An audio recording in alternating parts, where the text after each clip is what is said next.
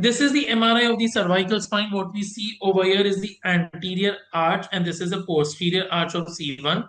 This is C2 vertebrae, and this is the intervertebral disc of C2, 3, C3, 4, and so on and so forth.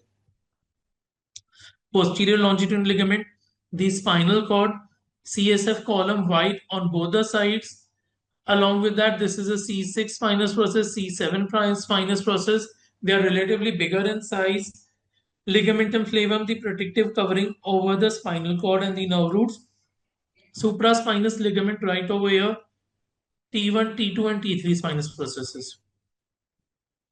Now, that was a mid-sagittal image that we see, and this is a parasagittal image.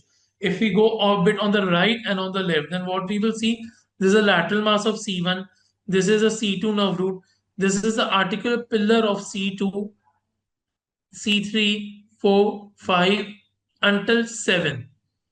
Apart from the articular pillars, what you're going to see is the transverse process of T1, T2, and T3. This you see in the parasagittal image. And also what you see in the parasagittal image, this is the foramen from where the nerve root comes out. So this is C2 root, C3 nerve root, C4 nerve root, so on and so forth. So you can see these particular nerve roots as well.